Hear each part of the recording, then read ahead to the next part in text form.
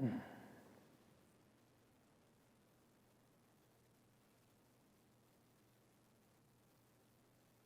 here we go.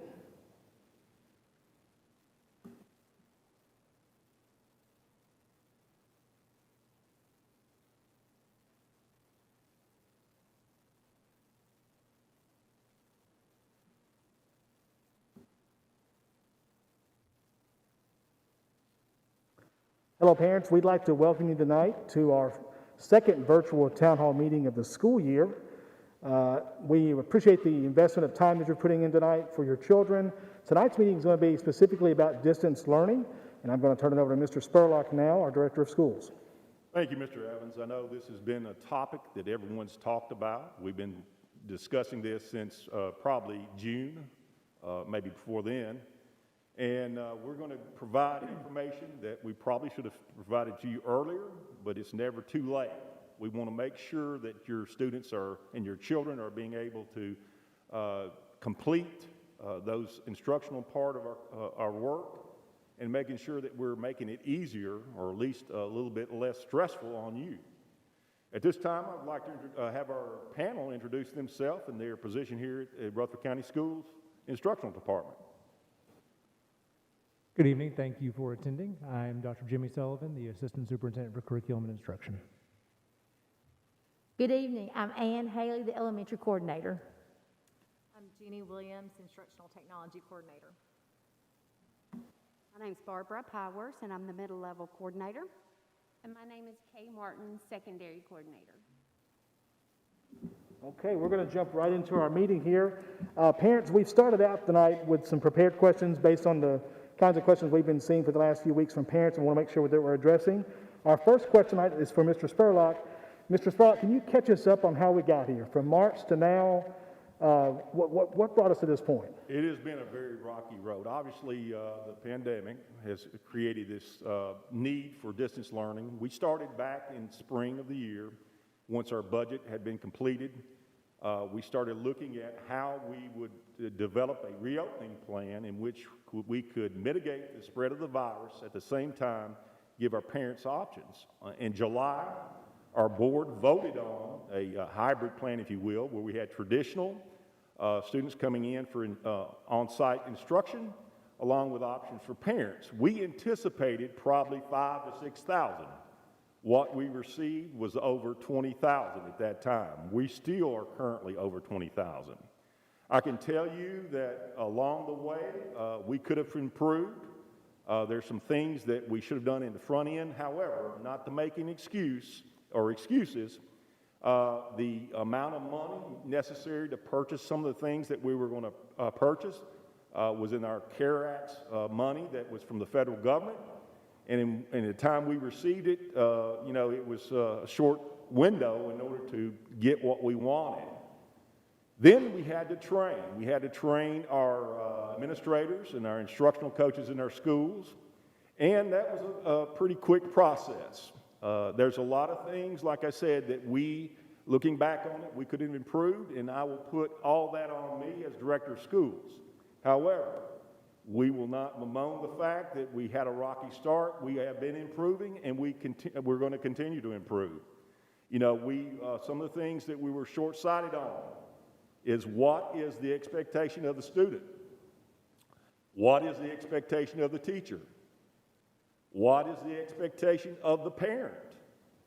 Because I think when we were developing our plans for reopening our schools, we talked about the option of distance learning, and we explained it, and the logistical part of it sounded great, and I think that bears out what we've been able to accomplish. However, the process takes longer than the logistical part.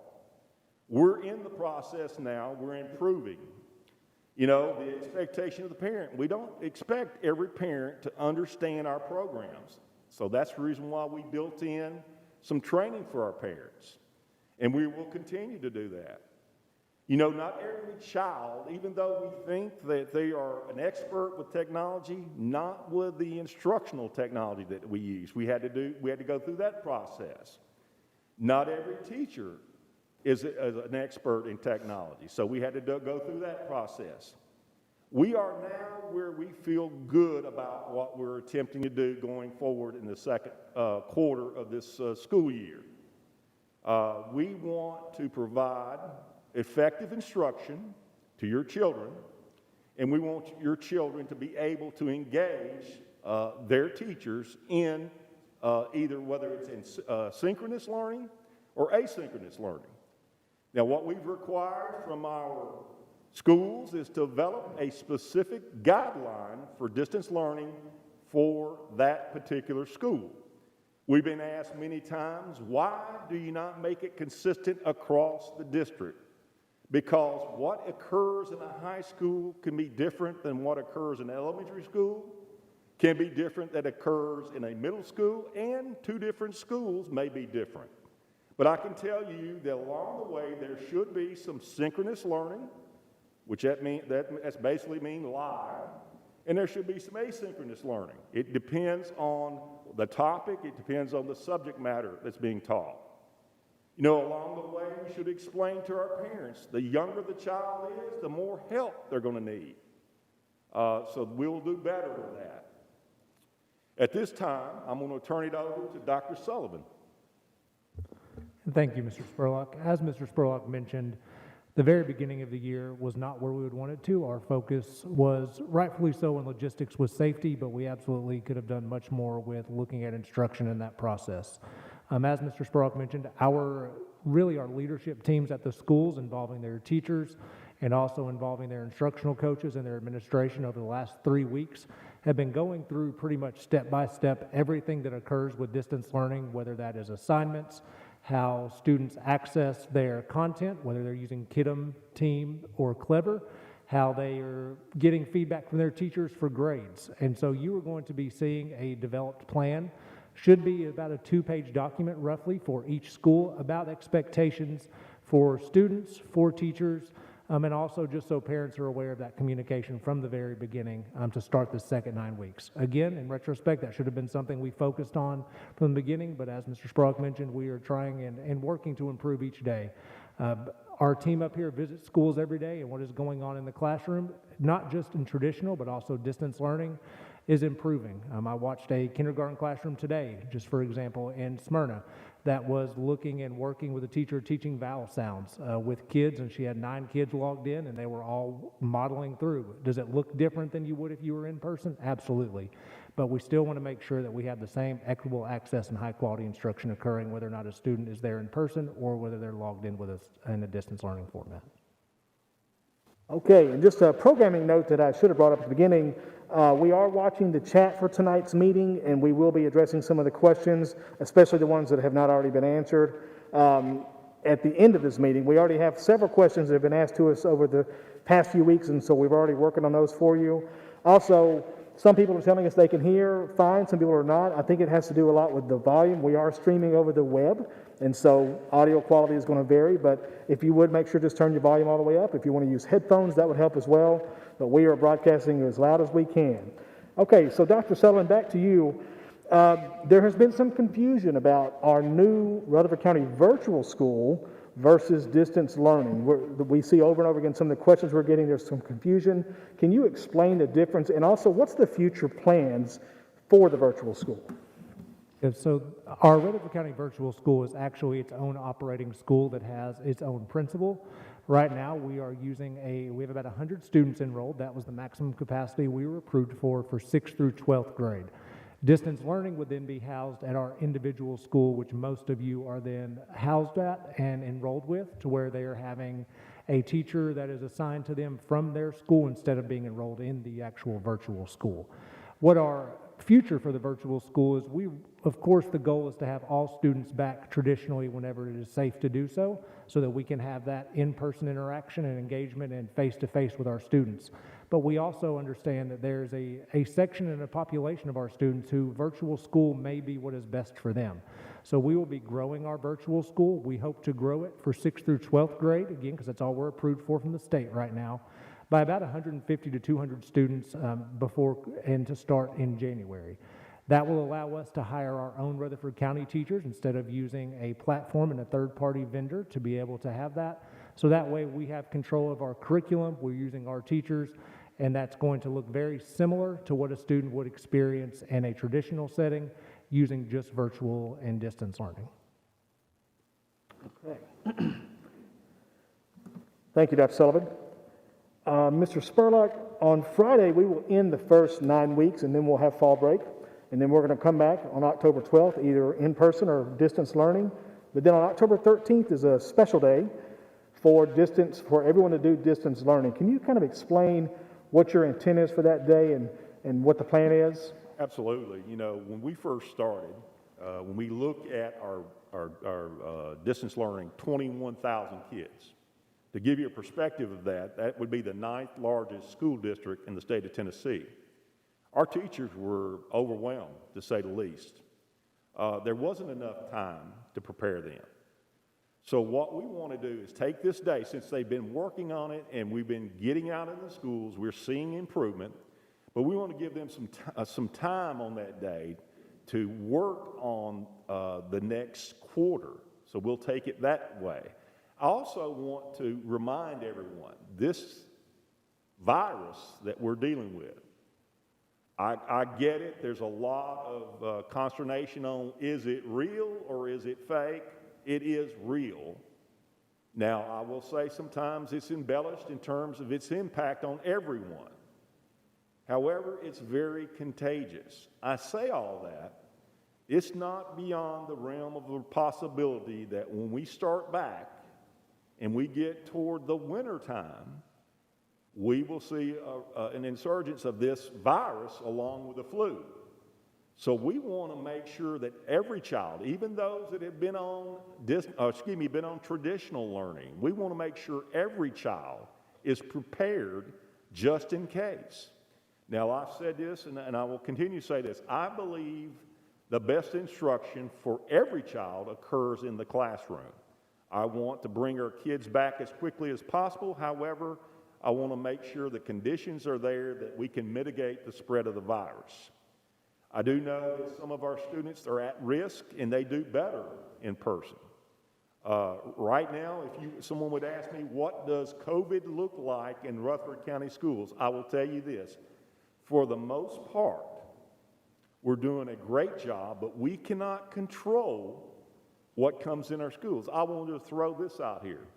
We've actually had distance learners in the last couple of weeks who actually were positive and brought it back in some type of athletic event. Now, they didn't do it on purpose. However, that shows you that the virus itself is contagious. And when they're around someone, even though the students may not catch it, due to the guidelines from the State Department of Health, we have to suggest they quarantine. Now, we suggest it, but the State Health Department says they have to quarantine. So I say all that is that's the reason why we want to give this chance, this one day, to bring everyone together for one purpose, and that is to improve on distance learning. Okay. Dr. Sullivan, a follow-up to that question. For those who've been doing traditional learning, what would that day look like for them? How will they know what to do? We've been getting some questions about that. The October 13th day, again, that day is built around making sure that we start the second 9 weeks right with our distance learners. It is going to be, quite frankly, a very light instructional day, very similar to what some of our early release days were. So our traditional students may have opportunities that their teacher provides with them on Monday, but as far as sitting down, logging in, and working for 6.5 hours, that is not what the focus is for that day. The focus is for starting our distance learning correct and making sure that we continue with the second 9 weeks in a much better place than we are building with that momentum for the first 9 weeks. If we can, real quick, going back to the virtual school, one other point I wanted to make on that. We understand, and it's happened nationally, we have a lot of parents who are interested in homeschool. If that is something you're interested in, we definitely would want to work with you. Of course, that's a parent option. But before you make that choice, reach out to us, reach out to our instructional team, because we may have other options that would still allow you to make sure that you're getting a Rutherford County education, which we are one of the top performers in the entire state of Tennessee. So we would love to be able to continue to help serve your student, however that may be. Let me piggyback off that real quick. I too, like Dr. Sullivan, You're Rutherford County taxpayers. We are Rutherford County Schools, and we want your children back with us, and we will work with you. So I just want to throw that out there. Come back. I think if you can find that we can meet your needs. Dr. Sullivan, and I know that you have the answer to this because we've talked about it. We've had some questions from parents already. Why not do it on the 12th? And so can you address that, because that's a common question. So a common question about why not do that on that first Monday back from fall break. We are going to have students who have already have told us they're either coming back to school that day, or we're also going to have new students that day.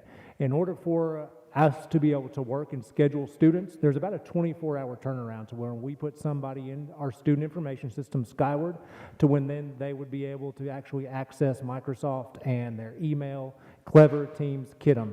It would just create more, yes, it would probably logistically be great to do it on that first day, but that would create more confusion and more headaches for our parents and our students if they were ready to start distance learning on Monday, yet they weren't synced in the system because they were a new student or they were coming back to a traditional or distance learning environment. Okay. So with the new distance learning, we may have new students. We expect to have some new students who have never been in distance learning before. So one thing that we want to address tonight for parents is what would the expectations be for each grade band? Because, of course, kindergarten is going to look a lot different than seniors. So we're going to start out tonight with Dr. Kay Martin. She's our secondary coordinator. She oversees curriculum and instruction for high school level. So Dr. Martin, can you tell us what the expectations are for distance learning at the high school level, and how will parents expect to see things like CTE courses and driver's ed, those kinds of unusual courses that are hard to do on a virtual platform? Let's start with where our distance learners, where are they going to start, what platform? And this is going to be in one of three places. Our students are either going to start in Kidem, Clever, or Microsoft Teams. And oftentimes we're asked by our students, that's difficult for them. They don't know where to start. They're confused. And often that confusion comes because in high school, you're going to have a minimum of 7 different courses. And so with those 7 different courses, you have 7 different teachers. And so all of those teachers may start in a different place, but for the most part, you're going to start in one of those 3, being Kidem, Clever, or the Microsoft Teams. So sometimes that's difficult. Each high school will communicate with their students the platforms where they will begin. So that'll be a part of their distance learning plan, and parents and students can find that information out there. Next, as we reflect on the first quarter, one common theme that we have received feedback from all of our stakeholders, including students, parents, teachers, and administrators, is that need for more of student engagement and face-to-face time with our students and our teachers. In the second quarter, high schools will offer their students face-to-face time with teachers every single day. Again, this may look different. Mr. Spurlock spoke to this earlier. That may mean that it's a live lesson and they're zooming in or they're using Teams to watch that live lesson. It may mean that they watch a recorded lesson and then later on get on with the teacher and ask questions, provide feedback, ask verification questions. Or it may be that their school offers office hours every day, where they have a certain time the students can get on and ask questions with their teachers. So that's something that we've received feedback from all of our stakeholders, and we want to make sure that students are getting that opportunity. It's crucial that our students participate and engage in those opportunities. Just like when we are in a traditional classroom in a traditional year, the more engaged a student is, the more successful that they're going to be. That same theory applies for our distance learners as well. It just looks different this year. That may be through Zoom or it may be through a Teams meeting. And then finally, let's talk about what are some tips for your students as a distance learner. What do they need to be successful at that high school setting?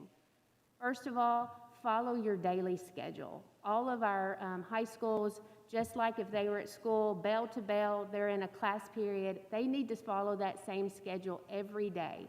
Most of our high schools are on a block schedule this year, following an A-B schedule. Students need to keep track of that and follow that schedule each day in all of their courses.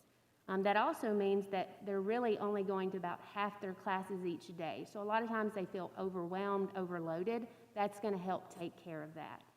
Our high school students need to establish a daily routine. We talk a lot about this with our little ones, but it's the same for us at the high school level too. They need to wake up, be ready for class. If school starts at 8:30, they need to be ready to go each day at 8:30. They need to get ready, have all their materials ready to go. They can have breaks just like we would with hall changes in between classes. They'll have a lunch break, but they need to follow that schedule all day. And then just some good tips that is always helpful, but especially now, have a calendar. Know your due dates for all of your assignments. Keep up with that. Submit your work on time. As always, we encourage parents and students, check daily and Skyward for grades. Make sure that you're keeping on track with the assignments that teachers are taking grades with. And then communication is key. So communicate with your teachers. Don't wait until there's a problem to reach out. Reach out as it's going. Again, if you're keeping up with daily assignments, you're checking Skyward, then you're going to know when there's a problem and you can immediately contact that teacher. Email your teachers. If you have a problem with technology at home and you can't submit an assignment, email that teacher right then to let them know you tried, you were there. That's a timestamp for you and the teacher to know that you've tried to submit that, but you had a legitimate problem. So email your teachers and keep in constant communication with them. The Distance Learning Day on October 13th will be very important. That's a day for you to check in with each of those teachers and see how are they going to expect me to participate for quarter two? How do I engage? What platforms are they going to use? And then check out your school's web pages. Those distance learning plans will be posted there as well. Now, Dr. Martin, you bring up a really good point. I have a good friend who has been working from home for years, and he gave us all some advice when all this stuff started 7 months ago, that his first year of doing that, he got up every morning, took a shower, got dressed. He actually got in his car and would drive around the block just to get into that mindset that I'm going to work. And he said, if you just treat it that way, that it really helps, just so that you're not at home, you're actually at work or at school. And I think that's a good point that you brought up. One thing that we're seeing from parents on this, and while we've got the coordinators talking, is how much flexibility is there on assignments if you're distance learning as far as due dates and things like that? So when you guys talk about expectations, if you would try to address that. Ms. Powers, middle school level, what are the expectations for middle school level? Yes, thank you, Mr. Evans.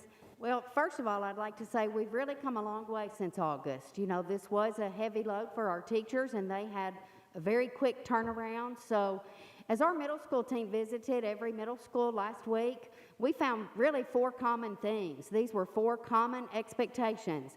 1, to engage daily. Engage in the lesson every single day. Attendance and grades are counting.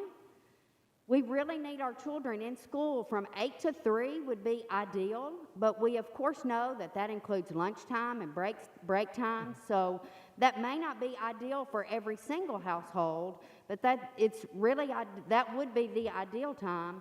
And lastly, all of our students are accessing pretty much everything through Clever.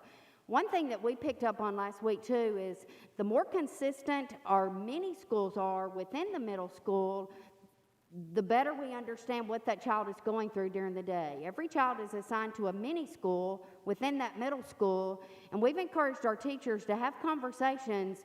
This is what's going on in my math class, then the ELA class, and so forth, so that the teacher can really watch that day unfold for the child. As we observed instruction, our teachers are using Teams and Kidem for the most part. They're using a standard-aligned curriculum guides that we have created at the district level, and live lessons are getting better every single day. Just like I said, we had a rocky start in August. Where our teachers have come with live lessons from August up until today is just amazing. So that varies from school to school, the expectations for the live lessons, and many times it looks different from subject to subject, whether it's a math class or an ELA class.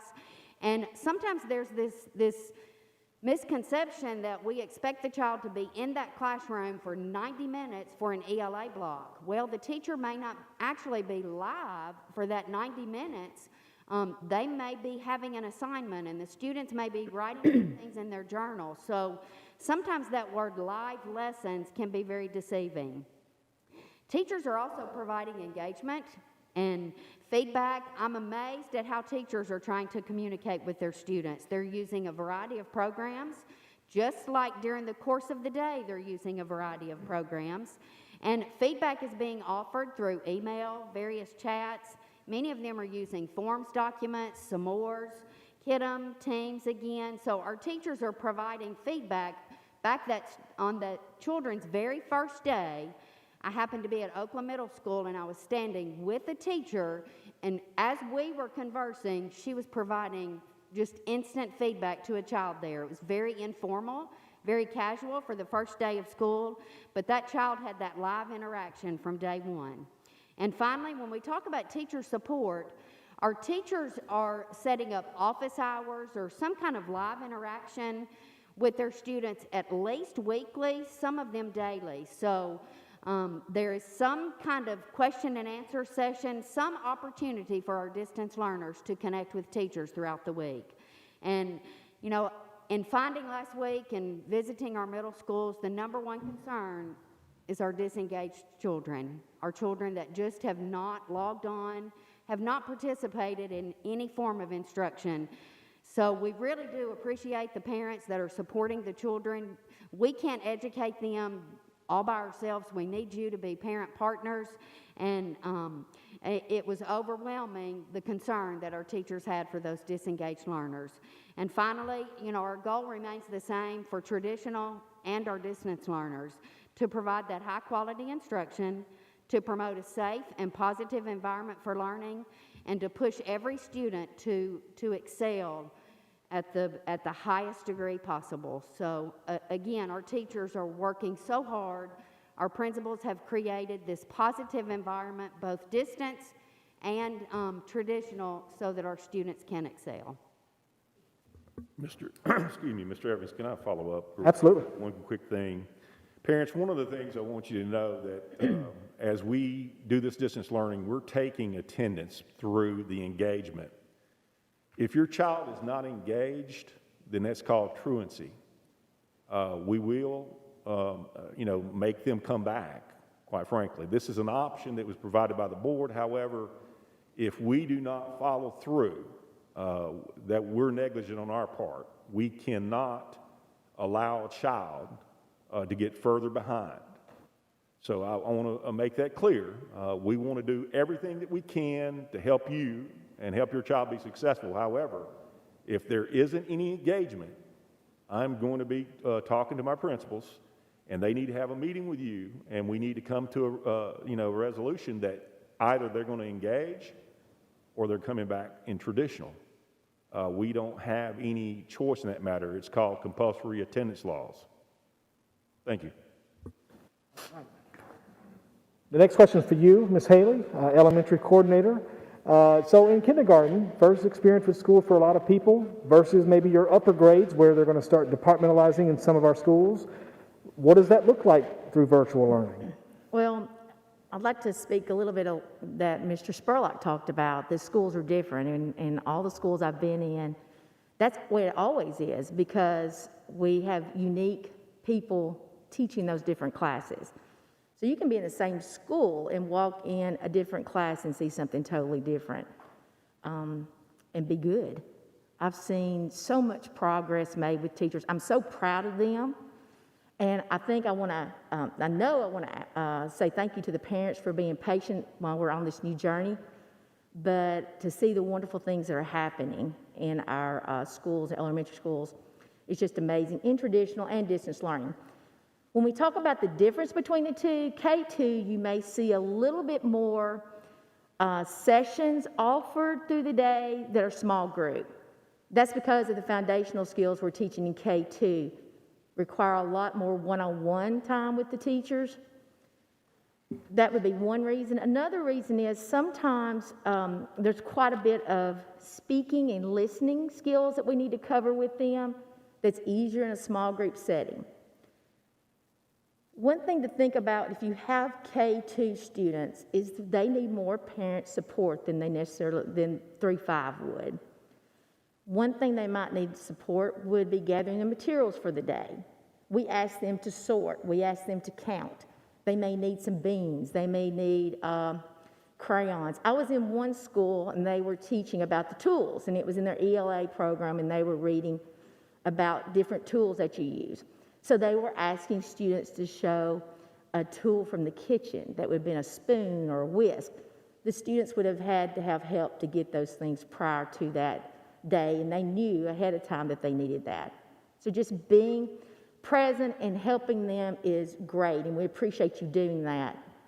I cannot say enough about K2, 3, 5, taking that opportunity to be on every session that your teacher offers that's live. Nothing can replace that interaction, that live interaction between the teacher and the student. More importantly, what we're seeing is the students interacting with each other, and that's how our students grow. Hearing the ideas and the thoughts of students, the peers, the same age, and listening to what a friend says versus just what a teacher's telling them. We cannot replace that. And thank you for those parents that are making sure that you are logging in, that your students are present. I was in a school today, I had the opportunity to see parents had made sure their child had a workspace, they were at tables, they were not on sofas or in the bedrooms, they had their work laid out in front of them, and they were attentive. They were doing their work, holding it up to the cameras. The teacher was able to give them automatic feedback and praise. It was just great is what it was. And I'm so proud of our teachers and our students, because I've also watched them gain confidence over this time period too. They're speaking more, they're interacting more, and they've gotten used to this setting also. One was so excited, one of the principals dropped in and said, "Hey, how are you doing?" And his face lit up and said, "Hey, I'm working hard." So it is important for them to be a part of that. Also, I can't stress enough also about assignments. In the spring, it was kind of optional. You could join or not join, but we need your students to turn in their work, and they need to do it independently, because that's what lets our teachers know how to help your child. If they get everything right, then we think, oh, they've got it, we're moving on to something else. So we need to see their true work, what they're doing, how they're doing, so we can adjust our instruction to make sure we're meeting those individual needs. If you have trouble turning in the work, please reach out to your teacher. Some schools, elementary schools, have even provided places out front that you can drop it off if you need to, but we do need that work submitted. And last but not least, regardless if it's traditional or distance learning, we are still about our work, which is empowering our students, whether they're at home, distance learning, or in our schools.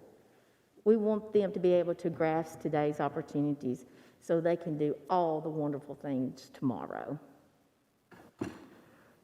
You know, Ms. Haley, I've got a son who's in elementary school, and he refers to the students who are distance learning as his Zoom friends, and he tells me all the great ways that they're still engaging in the classroom, and I think it's really neat to see that creativity on that side. So, Mr. Evans, I didn't answer the question about the flexibility of turning in the assignments and the time frame on that.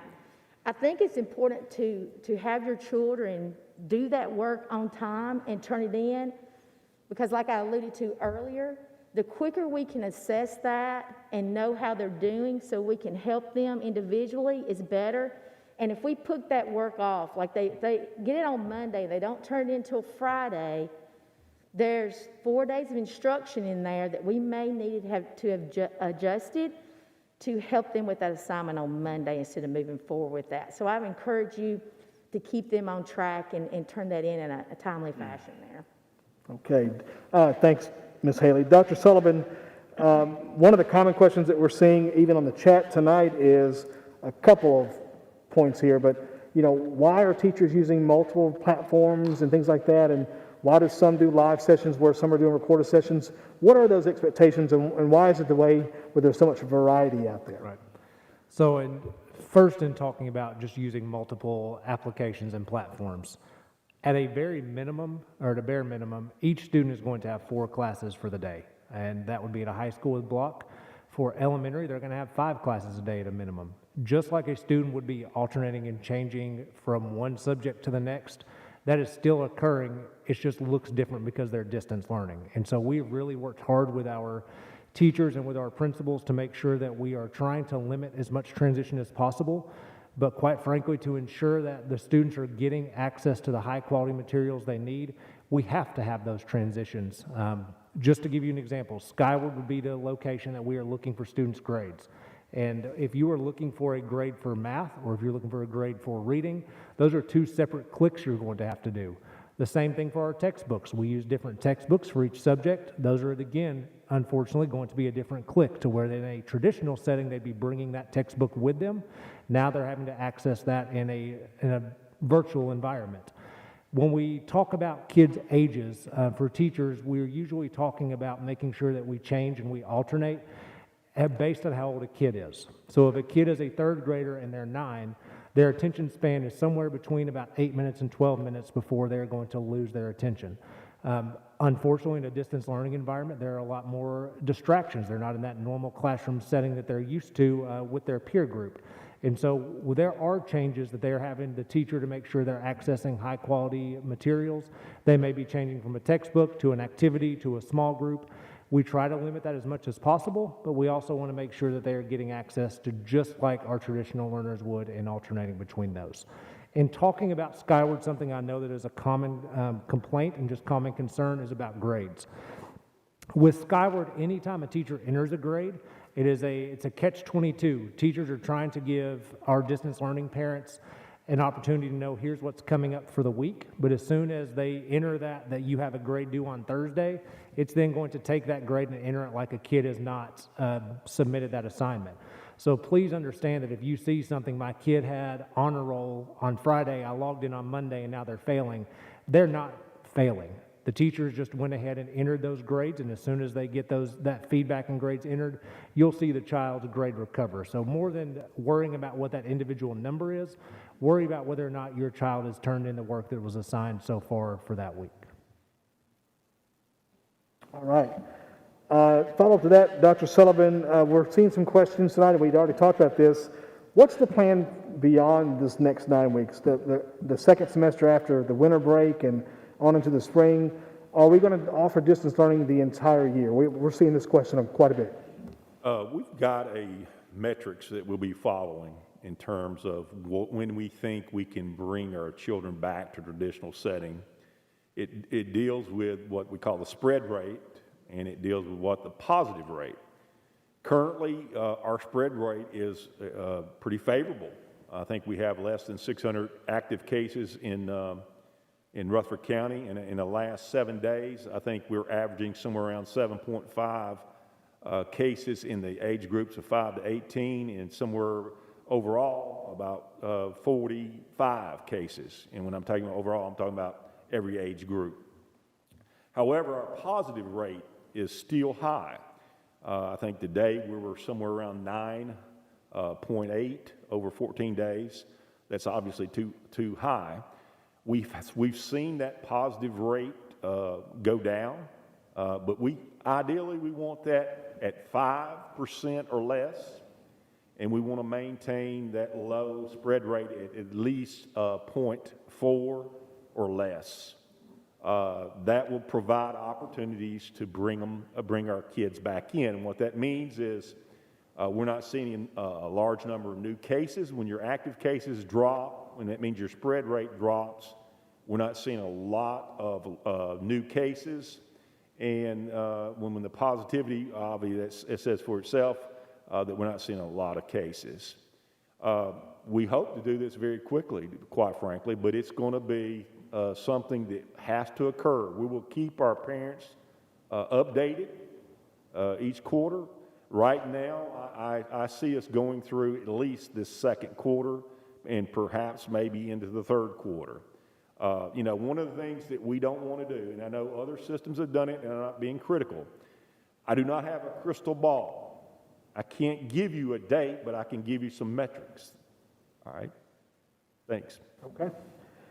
Okay, so back to instruction. Ms. Williams, now Ms. Williams, you are the instructional technology coordinator for the district, so you do a lot of training with teachers on how to use various pieces of applications and technology in the classroom to improve their instruction. What do parents do in distance learning if they're having trouble? How can they get assistance?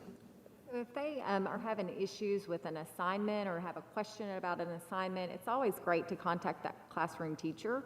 But we have developed a link on our main webpage at rcschools.net, and it's on our main banner, and it's for distance learning help. We've added content there and videos and tutorials for programs to help parents and students through some of those main programs such as Zoom and Kidem.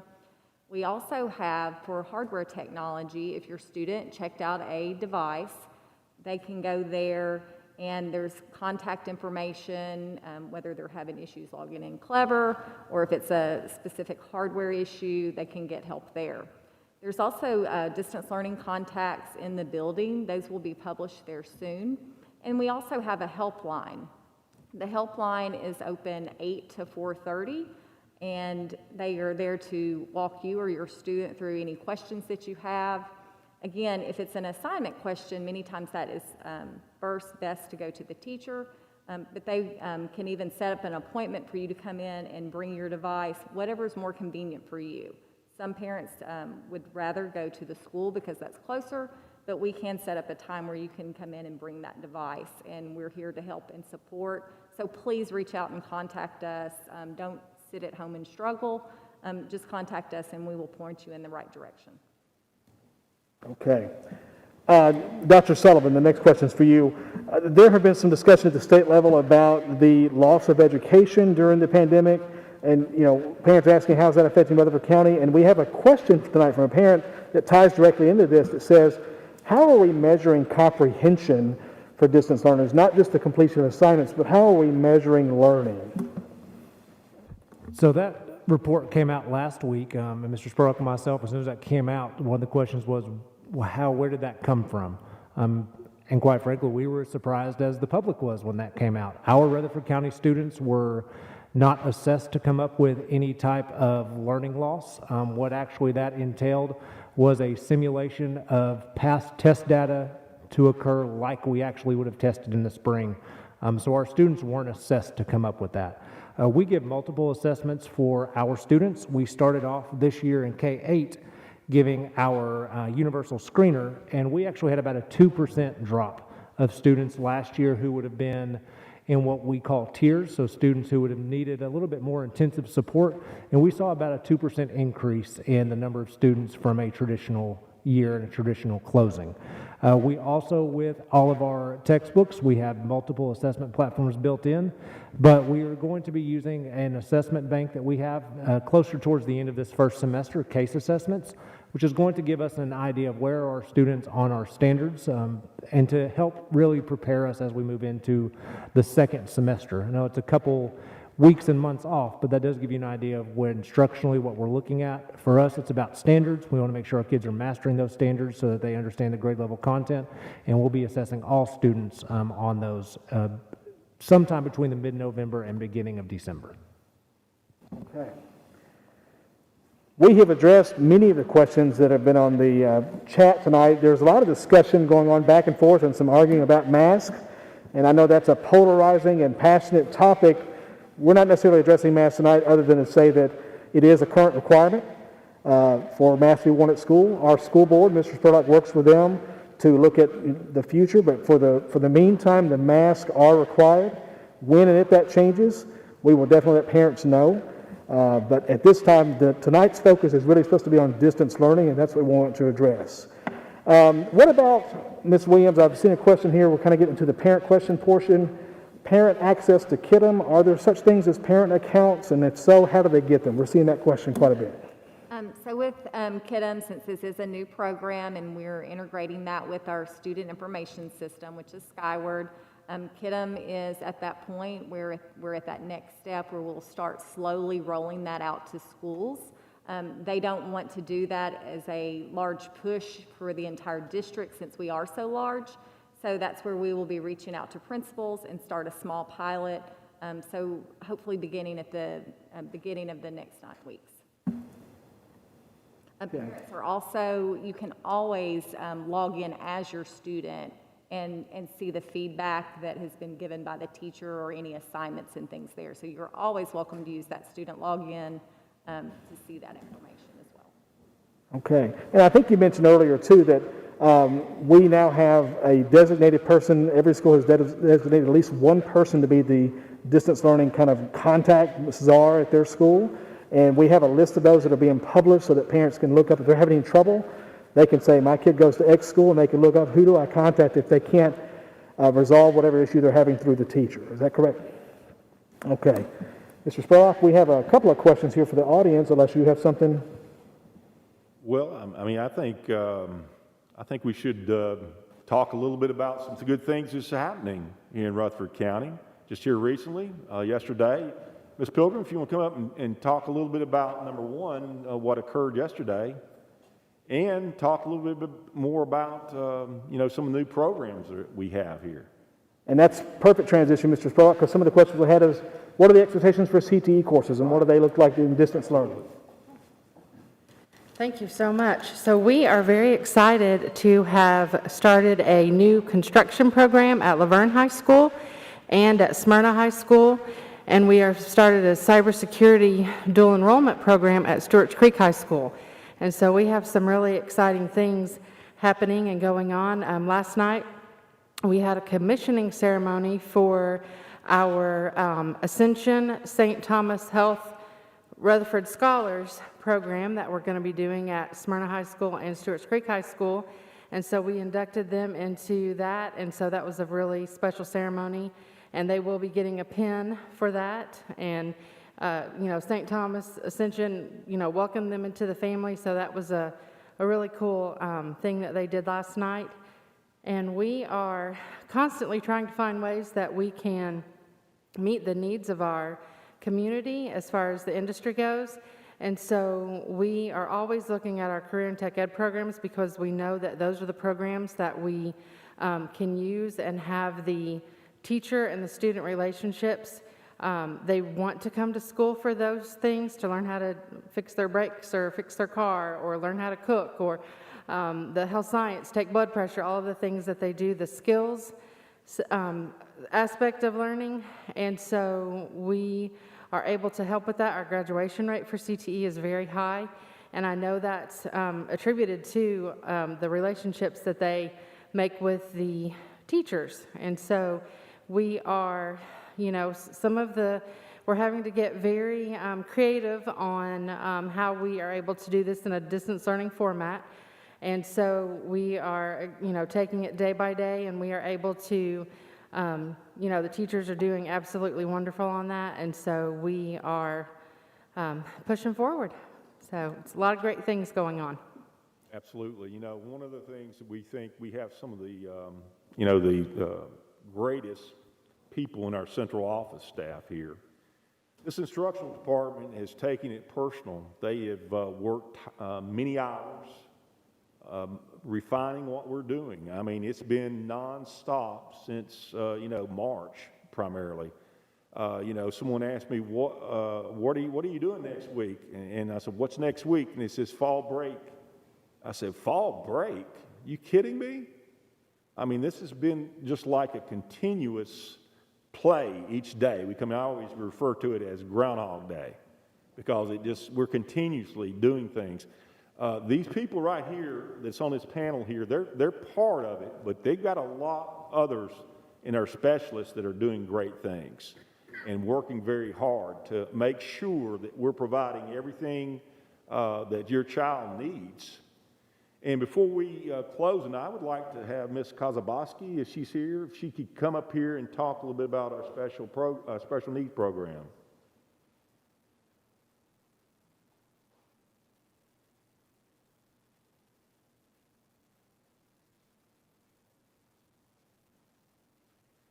Good evening. I'm not exactly sure what updates you want, but How are you meeting the needs of our kids that are in our special needs program? So it's been a big challenge for our department, and our department's been working really hard trying to make sure that we meet the needs of individual students. So you should be reaching out to your special ed case managers. There's been a lot of IEP meetings happening so that we can discuss not only what traditional school looks like, but in the event of a needed quarantine or if in the event of distance learning, how does that IEP change for that student? And it has to be very individualized, kid by kid, case by case. So our teams are really getting creative. They're thinking outside the box. They're trying to make sure that we work together with parents and the teachers, and trying to make sure we work with gen ed teachers, special ed teachers, and all of the support staff, trying to make sure we meet the needs individually. There was one other thing I want to talk about real quick, and I'm glad Ms. Page is in here. I know a lot of times when parents are trying to determine, should I send my kid back to X school, and what are the cases that we're seeing there? And one of the things that I've said many times is it's not a lot as much as what's going on in the school, it's what's coming in the school. I do think our schools are doing a great job. However, we do have cases, but one of the things, we're not hiding, we'll be very transparent with you is what I want to say. Ms. Page, kind of explain what is taking place here recently, that provides us with a little latitude. Absolutely. So a lot of parents have reached out to us to ask about specific schools, because parents are trying to make measured decisions about when to send their child back to a particular school population. We've been waiting along with the governor to get some advice from the Student Privacy Protection Office out of the U.S. Department of Education. And we were fortunate today to be notified that they have issued written guidance for all schools, that we are able to release numbers for different schools as it relates to positive COVID tests. What we have to be careful of is protecting our students. If there's a unique scenario where maybe it's only one child and it's pretty known, we may not share just that specific number, because we don't want anyone to know a particular child, what their diagnosis is. That's their private business and their health information. But if there are a couple of cases at school and we have no reason to believe that you'd be able to identify those students with a number, we will be able to share those specific numbers going forward. We're very thankful for our parents for being patient with us while we got that answer. We always want to lean on the side of keeping our students safe and their health data private. So we did take a cautious approach until we got that clearance, but now we feel more comfortable that we have the law on our side, as well as the agencies that oversee us, so their support as we move forward in increasing our transparency with families. Thank you very much. Hey, Mr. Spurlock, we have addressed many of the questions that are in our comments tonight. Like I said, some of them are duplicates or something we've already covered. So at this point, why don't we just close out the meeting with your message for parents? And we just want to thank parents for tuning in tonight. We've got more than 400 watching at the moment. We have a lot of teachers who are probably watching as well, and we just appreciate everyone being a partner and playing a part in this. I would agree with you, and I would like to start with our schools and work our way out to our parents, but I appreciate all the teachers. This has been a challenging time, but they've risen to the occasion, and they're getting better. And I would like to thank our administration staff. I think they've shown that they can take an environment that's kind of challenging and make it something pleasant. And I'd like to thank our students. I think our students are stepping up, and they understand that we want to get back where we're having, fairs, we're having field trips, we're having graduations, we're having pep rallies, those kind of things, because, education is part of socialization too, and we need this, and we want this. How we do this is we've got to, address the mitigation of the virus. Yes, like I said before, I understand it's not as impactful to everyone, and everyone's different. But we do have teachers that do have health conditions, and we have children in our schools that have health conditions that it could be very serious too. So we have to be responsible. And that means until, we can see that we can prevent or something comes along that provides us protection, we have to wear a mask. Now, I'm going to be, in being very transparent, I wear a mask everywhere, and I don't like wearing a mask. Probably someone said you need to wear it more often. You look better that way. But anyway, I digress. I've been to a grandson's flag football game on a hot afternoon, and I was the only one wearing a mask, because I do that as a modeling of what my expectations are. Now, one of these days, I want this mask off. And I think we can all accomplish that if we continue doing what we can do to keep our students safe and keep our teachers and our staff safe. And parents, I thank you. I know this has been a trying time for you, and I know as a grandparent and a parent, you're concerned about your children, and we're concerned about your children. I will tell you, since March, I'm probably averaging 3 or 4 hours of sleep a night because I wake up thinking about it and I go to sleep thinking about it. Unfortunately, I don't sleep enough. But I know just this morning I sent Mr. Evans an email, 3 o'clock? 3:21. I'm up all the time. So let's all hope that this thing goes away quickly, but until which time, let's work together. Let's be partners because, together we are stronger than apart. So I thank you for tuning in, and I thank Mr. Evans, and I thank this panel up here and those in the audience that answered questions. And once again, let's be positive and let's go forward. And just one last note, this is not the end all. If you have questions that you feel weren't answered tonight or have new questions, feel free to reach out to this panel, to your teachers, to your administrators, to any of us. We want to see the children succeed, and that's what we're all here for. So again, thank you for tuning in tonight. There will be more of these in the future, and we will let parents know about it. Thanks again.